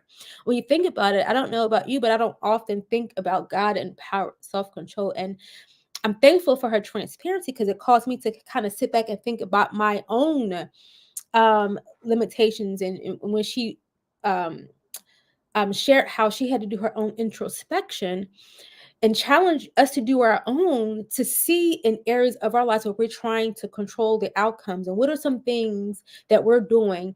I know in the world of DNA, we call them character defects, and we all have them. And so looking at that and how can we change those in our behaviors and our thinking, and how can they be God empowered and aligned with what it is that we believe about who we are in God and how we're actually showing up. So thank you, Dr. Virginia, for those words. And then Tracy spoke about a lot of things in terms of what was meant for harm has become a blessing.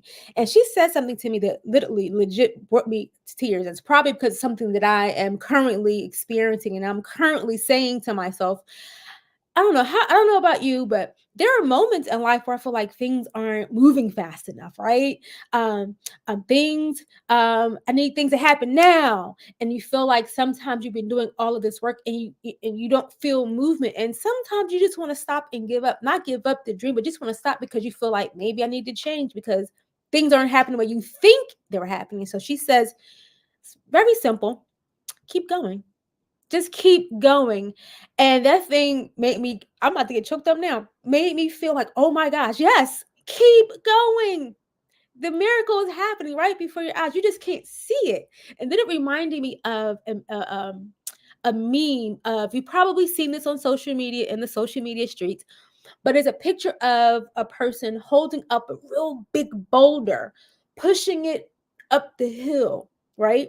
Now, the meme doesn't tell you how long this person was pushing this boulder. The boulder can be an example of life experiences. It could be, work, it could be home, it could be whatever this boulder in your life may represent. But he's pushing this boulder up a steep hill. Now, we know that boulders are heavy. And sometimes in life, things just feel heavy. And we're doing the work because we're trying to succeed and build a business and get our home together and heal marriages and save things and help our parents as caretakers. We're pushing this load. And on the other side of that boulder is the finish line, but he can't see it.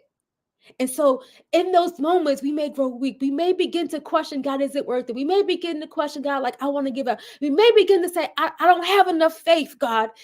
This boulder is heavy. But then the other meme shows the person kept pushing. And then he let go and not realizing he was right there. And so keep going was like, don't give up. Keep going. Thank you, Tracy, for that reminder. And she also said something that stood out to me about the silver lining. Now, if you've been through some life-changing experiences that's been really painful and you don't understand why, you question how and why and what and how long, God, right? Look for the silver lining even in the pain. That's a word. Look for the silver lining even in the midst of your go through, right? I am a firm believer that your go through is somebody else's get through, which is why I believe transparency is so healing. So I thank the authors for pouring into all of us with their transparent stories of pain, but even introspection and success. And congratulations, Tracy, who is preparing to graduate on May 5th. And so, yes, I have been blessed thus far with these encouraging words. And so I am excited to hear what's next from the next set of authors who are preparing to present for us. And next, we will have Abigail Harry.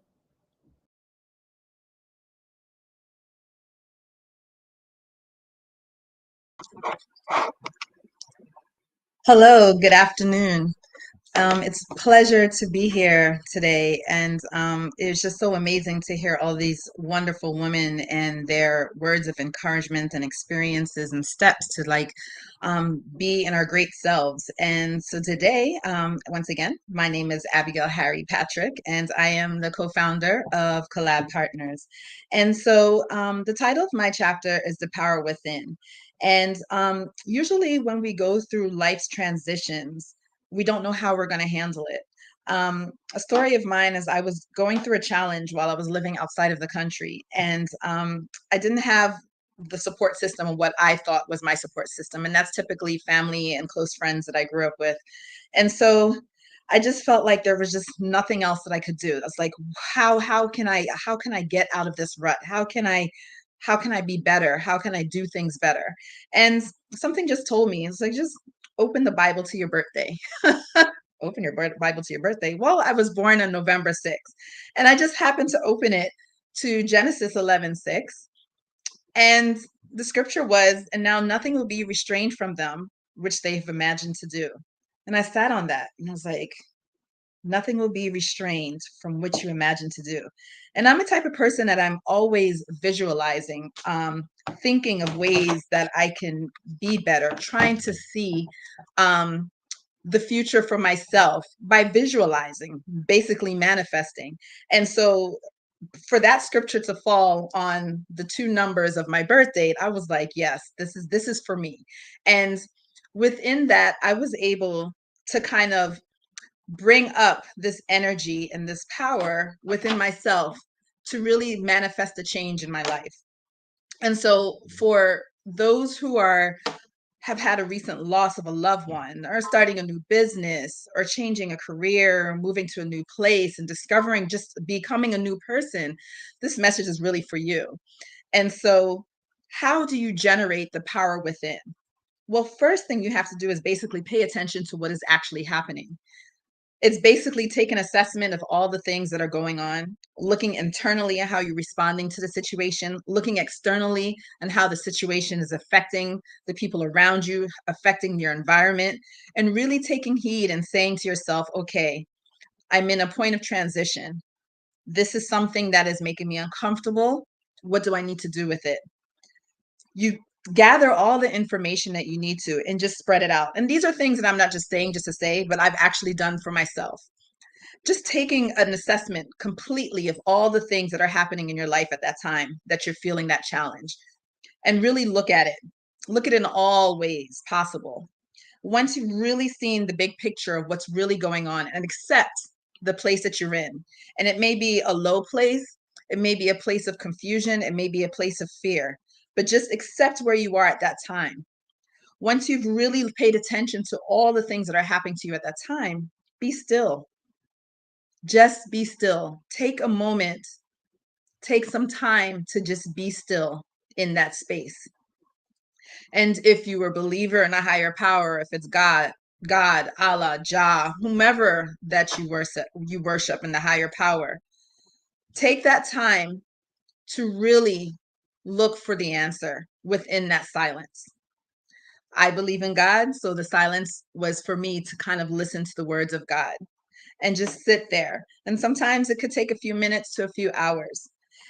You can pray, you can meditate, what have you, but sit in the space of where you're understanding that, okay, I am here now. I've realized where I am, and I need a powerful strength to help me get there. Now, one thing, if you do go to church, you would hear many times people say, God is with you, is within you. And it's the truth. God is within you. And so the things that you have been able to achieve before, obstacles that you have been able to get through is not only through just your being, but it's the belief in the higher power to be able to get there. And so when you're in that presence of being still, that's when you're nurturing that energy, that power within, because the power within is that higher power that is in you. Yeah. And so once you feel and you start hearing the solutions, and I'm saying the hearing the solutions, because it could just be, it could be an simple instruction of just calling someone. It could be a simple instruction of just reading something. It could be a simple instruction of just listening to something. Yeah. Once you get that message, then you stir in that source of strength. And usually the source of strength to generate that power within you is the thing that you know that you do really well. And so for me, it was organization. And so after I had presented all the things that I have done to put me in the space that I was in the time of my challenge, I then had to say to myself, okay, my strength is organizing. And so therefore I started organizing things. I started thinking of ways how to just clean up the mess. And there was we had someone present earlier. The first presenter was talking about organizing yourself in chaos. And that's exactly what you need to do. You need to basically just look at how everything is and put things in order. But that was for me. Yes, it was the strength of myself, but you may have other strengths that you may need to just pull into to be able to find that source of energy to get through that challenge. Once you're able to kind of like pull that all together, then that's where you're going to have to look for that support, because you all can't do it by yourself. We can do nothing by ourselves. Everything that we have accomplished in our lives has been through the love and support of our loved ones, those that are cheerleaders. It's just things happen the way it does, and sometimes we just need that support system.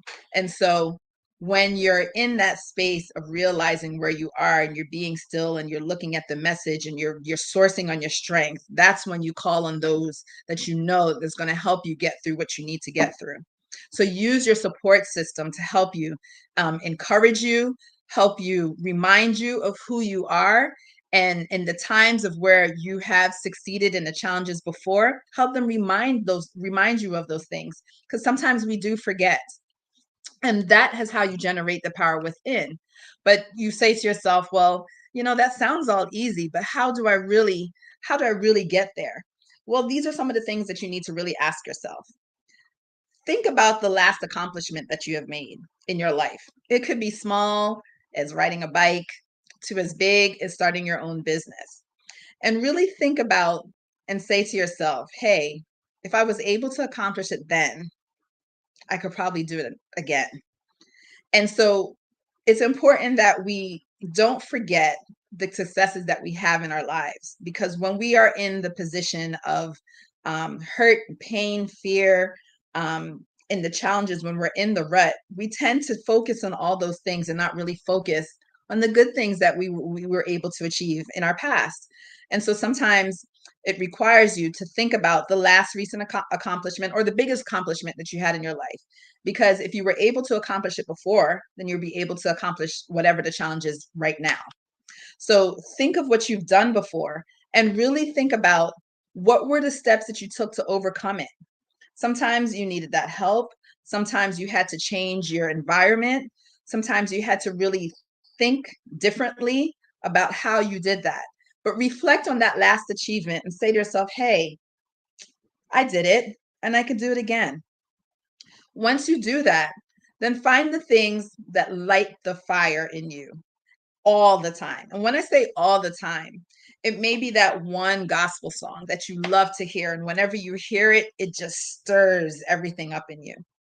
It could be running. You might be a physical person and you say, hey, whenever I go outside and I run, that gets my juices flowing. That gets me in a place where I feel good about myself and think of resolutions. It may be that you need to be around your favorite niece or nephew or little baby or your puppy or whatever the case is. But find the thing that lights your fire all the time. For me, really, it is that scripture, Genesis 11:6. Anytime that I feel challenged, I think to that scripture and I just recite it in my head. It's like, whatever I want, whatever I can see, I will manifest it. Those are my words. But That is what helps me to get through the things that challenges me. And then when you find the things that light your fire, then all you need to do is close your eyes, be like Nike, and just do it. What do you mean by that? Take that one step. Take that one step that's going to take you closer to moving yourself out of the situation that you're in. Whether it's making a call, registering for a class, registering your business, finding someone that you know is going to help you take you to where you need to go and you've just been procrastinating and doing that. Find the way of getting to just doing it and taking the first steps. That's how you really find the power within. So, as I said again, questions to ask yourself. Think about your last accomplishment and reflect on how you were able to achieve that. Secondly, find the thing that lights your fire all the time. If it's a song, a scripture, a quote, being around someone. And then thirdly, just close your eyes and just take that step and just do it. We all can do it. And so I am so truly honored to be amongst these great authors. These great women have succeeded in their lives. Thank you, Dr. Reeder, for allowing me to take this time and really talk about my chapter briefly. And I really look forward to hearing the rest of the speakers for today. And I hope that you all get out and buy the book because it's a lot of amazing resources in there to help you kind of like get through things that are going on in your life. So thank you very much. I appreciate your time. Whew. Are you guys full? Not full literally, but full in spirit with all of this information, this good information that's feeding your soul, that's feeding your mind, that's kind of changing even how you're thinking about self and thinking about how you can change the way in which you behave or move a little bit differently. Wow, Abigail, thank you for sharing those words. I also took notes on what you were sharing about how to find the power within, and you mentioned about just sitting still. In fact, one of the other co-authors of the book talked about being still, and she referenced a scripture that says, "Be still and know that I am God." And you mentioned that being still oftentimes will allow us to hear and receive resolution while we're kind of sitting and hearing. And you mentioned that by sitting still, oftentimes we can then reflect on our successes that we've already accomplished as a reminder of the power within that we have to tell us you can do it again, right? And to remember those things that we have the power. And I especially like the part where you talk about think of those things that light you on fire. And I don't think we sit long enough because life gets in the way to really think about what really sets my soul on fire, what gets me going. And so thank you for kind of challenging us to think about those things because that's where our gifts also lie, right? Our gifts and talents lie, things that we just do easily. What lights you? What's your passion? So thank you for that. And you said my favorite thing, be like Nike and just do it. Take action.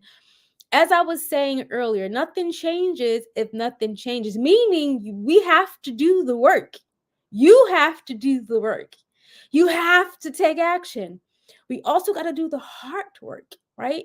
It's within the heart where we have memories and thoughts and our fears, but we can do that heart work to unpack and rework and realign and reflect so that we can become a better version of ourselves, right? And tapping into that power within. I am so appreciative of each and every author that spoke as a presenter to pour into you today. And so, last, I would like to with you from my chapter that I titled "You Are an Atmosphere Changer." Listen, what you have heard today from each author, they too were shifting and changing the atmosphere. I believe that life and death lies in the power of the tongue, as it states in scripture. And so we have the power that when we speak a thing, right, it can change the atmosphere. When we show up in our power, it can shift the atmosphere. I don't know about you, but have you ever experienced when you've gone to places and people may gravitate to you, right? enjoy being around your presence because the energy that you bring, you're shifting the atmosphere. Yes, when people come to you and talk to you about what's going on in their lives, you know why that is? Because there is power in your words. And so your words offer comfort. Your words offer support, right? Because you are an atmosphere changer. Or have you ever been in an environment where you may not even know the person or things that's going on, but something in there doesn't seem quite right, or when it enters, it changes the atmosphere to something that's uncomfortable, right? So we have the power to cause a change for the good, but we also have the power to change the atmosphere that can bring about chaos. You may ask yourself, well, how do you do that? How does that happen? Well, like the author Davlin mentioned earlier, that we have to be mindful of what it is that we're thinking, right? That what are we affirming? And I'm a true believer in that whatever we're thinking about the most has the most influence on your behavior and your thoughts. So what I mean by that, if you're constantly thinking that I can't do a thing, or this will never work, when we begin to generalize things, this will never work, I never get support, this always happen, we begin to set the atmosphere in terms of our belief, and we begin to plant seeds, and what happens is it may cause us to not put forth the effort to make change. We may begin to feel defeated because of the words that we're speaking. So speak life. Encourage yourself. Your words matter. Your words have power. And your words influences how you show up. So let me ask you a question. How are you showing up today? What are your thoughts like? What are you meditating on? I know life happens, and life happens to some of us that brings about fear and anxiety and concerns. And we're thinking about that a lot because we're trying to think of how to solve these problems, right? We may feel defeated and confused and overwhelmed, but I'm going to say to you, sit still, like Abigail just mentioned. Sit still to find the power within. Like Dab mentioned, affirm yourself in the positive sense, because your words have power. You are an atmosphere changer. So I'm going to say to you, stand up. Like Christine mentioned, stand up and stand tall and walk in that power that you already possess. It's already within you to do a thing.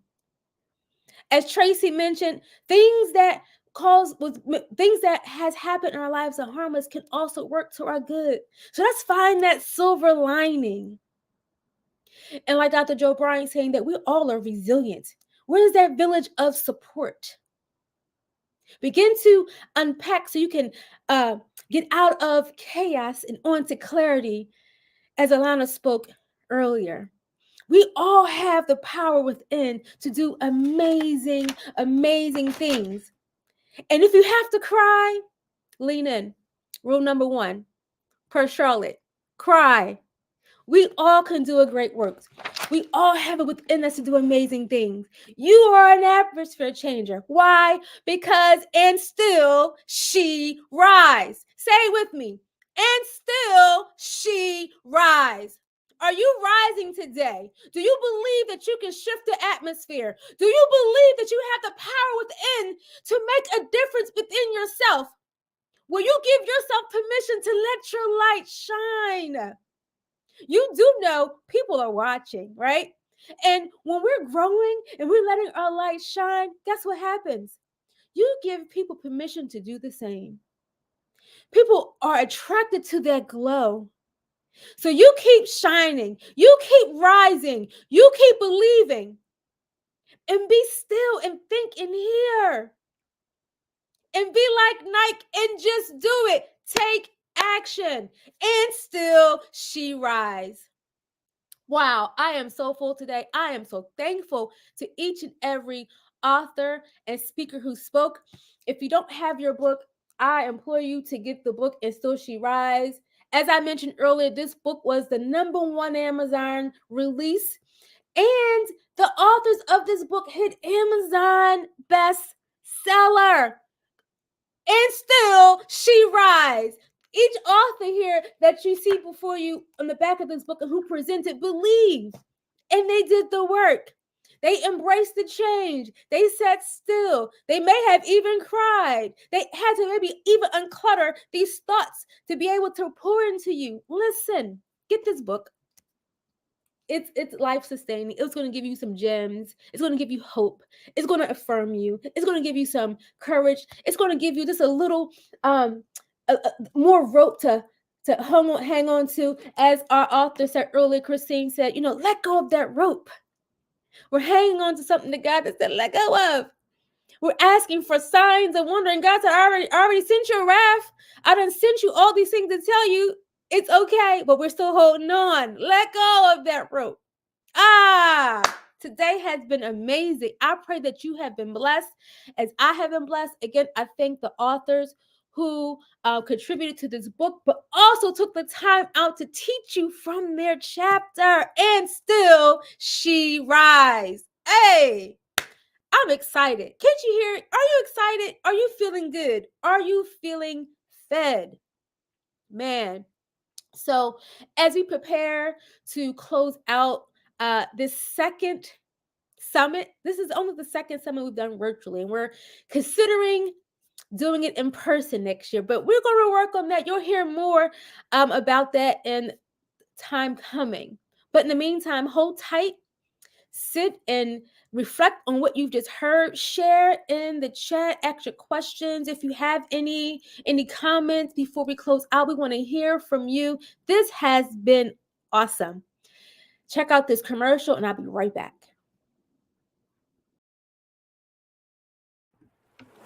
Manifesting Her Academy presents Dare to Elevate Accountability Masterclass, taking place on April the 11th, 2024. This is a free virtual class. Question: do these behaviors hinder your progress to reach your next level? Overthinking, perfectionism, self-sabotage? Are you making excuses? Let's work together to overcome these obstacles and achieve success together. Won't you join me? Sign up today by scanning this QR code to get all the other information that you need to make the decision to join me today. Next, Manifesting Her is presenting 2 exclusive workshops, Self-Publishing One-on-One. This is a 4-week writing workshop. And then there's another workshop titled I Am the Shift. It's a 4-week mindset workshop. It's a 4-week Taking Your Power Back workshop, taking place all of May, 4 live virtual classes. You don't want to miss out. If you're interested, scan this QR code for more information and sign up today to join me. See you on the other side.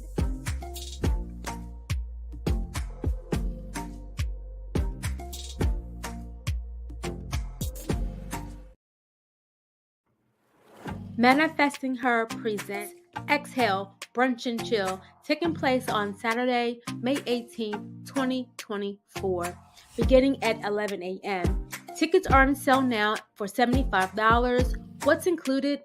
An all-you-can-eat buffet, massages, yoga, transparency talk panel, in which we will have a healthy conversation around hard truths that we as women may experience in business and life. You name it, we're going to have a conversation about it. There will be shopping, live DJ, and much more. You don't want to miss this event. For more information, or you just want to go ahead and buy that ticket, scan this QR code to get more information on this event. Next, Manifesting Her presents Release, a women's wellness retreat in Nassau, Bahamas, October 17th through the 24th, 2024. Save the date. If you're interested, scan the QR code to sign up to request for more information and to have your name on the waiting list.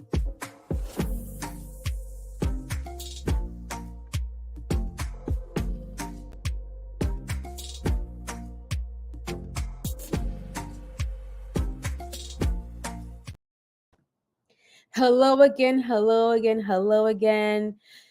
Can we just take a minute to inhale and exhale? gosh, it was so much said today. I have been brought to tears. I have been reminded. I have been challenged in my thoughts. And I say to you, thank you. Remember who you are and whose you are. And in the words of Dr. Dominique Verdreen, she says to remember the God empowered self-control. So as we move on throughout our day and beyond, move in God empowered self-control. Remain humble and acknowledge some of our own shortcomings as we grow forward after the summit and applying all of the things that you've heard thus far. Again, my name is Dr. Tashina Reeder. I am the founder and creator of And Still She Rise Summit. I am the uh, visionary for this book. If you don't have the book, get this book on Amazon. It's available. There are also other books that I have that's on Amazon. Manifesting Her. We just released this in September of last year with 9 women who are sharing their courageous stories of healing. This also is on Amazon.